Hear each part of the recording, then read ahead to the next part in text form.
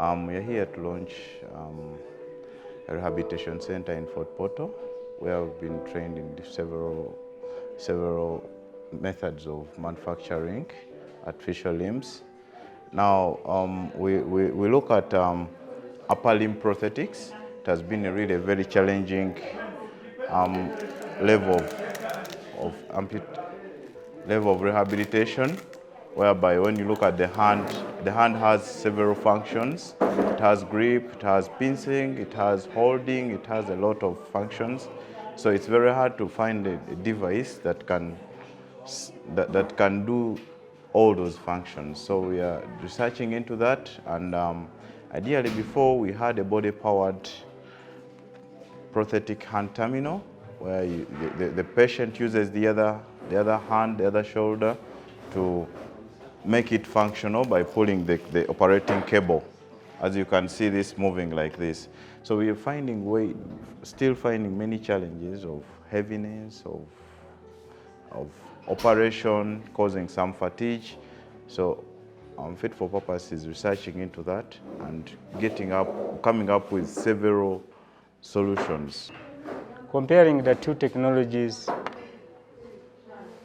or different components, I feel that the new components, the new technologies are far much better compared to the old technologies. Now, maybe if I would compare ICRC technology with the recent one we are having, beginning with the knee joint. If you look at the knee joint, the new joints are far much more effective and efficient, meaning that this one, if you look at it, like its functions, this one is more free. The patient, in order to control the knee, has to put in more effort. But this one, the knee joint has some resistance. It is easy for the patient to work with, so we'll use less force and energy to control the knee joint. But with this one, sometimes it could fail the patient. Kale kimbaini ha mikono yenu eri eyasokere ekaneremera nekindi etakwehinya na kimbaine ha mikono yenu eyimbaine kiro hite kuremera kandi no gikoroti nejayo. I've been helped by Knowledge for Change that had given me a hand. I've used their hand before, and they are now bringing a new technology. And because I had challenges with the former hand, I'm trying this one. I've tried it, but I've not used it. But this one is okay, and the other one was heavier, but this one is light. I can use it very well. So the idea was to see if there was any devices out there in the world, really, that could be used in Uganda, that were affordable, high quality, functional, looked good.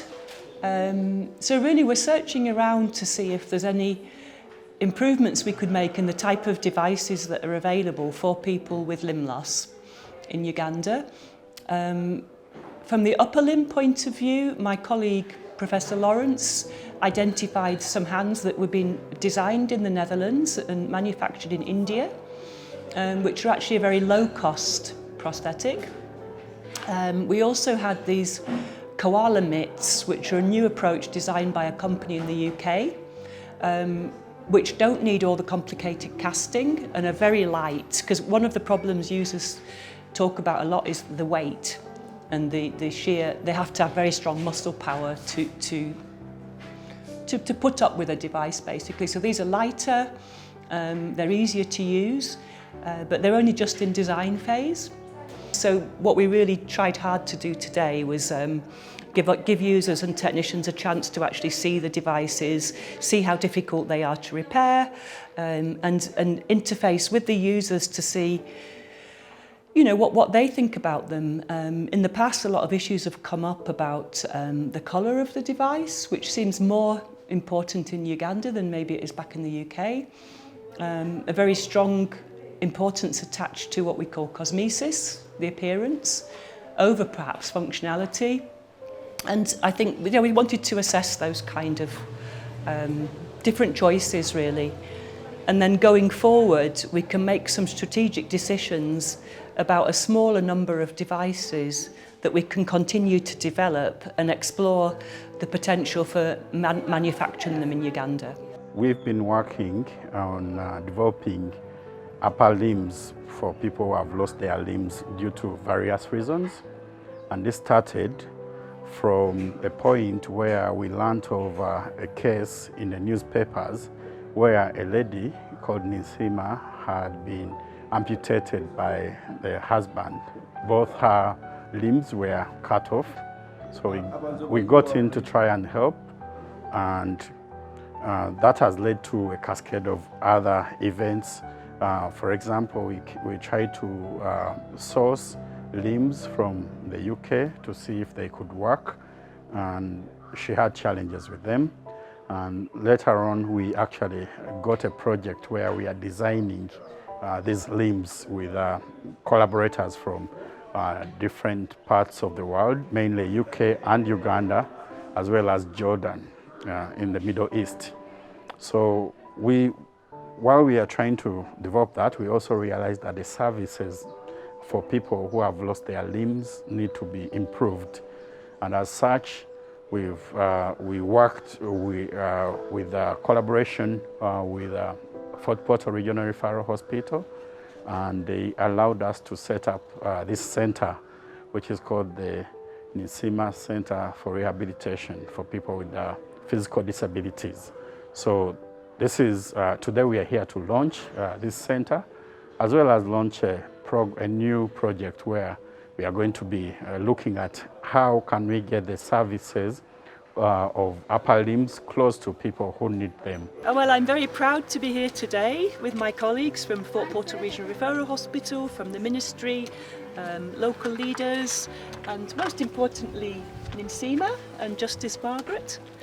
And to open the Ninsiima Centre for the Rehabilitation of People with Physical Disabilities in the Kabarole region of Uganda, and we hope that this initiative will be spread to other areas of Uganda, and also thinking about my colleague here at Joint Medical Stores.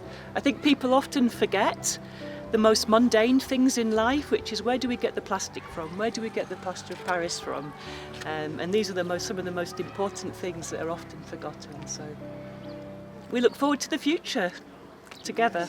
Amen. The center is named after Ninsiima, who is a victim of domestic violence, which left her with both hands amputated. And after that incident, many people who love Ninsiima, Professor Louis and others, tried to see that she gets prosthetics, but we failed to get them. And it's now 5 years down the road. So we are very excited that with this center and with so many friends coming on board, something beautiful is going to come out of it.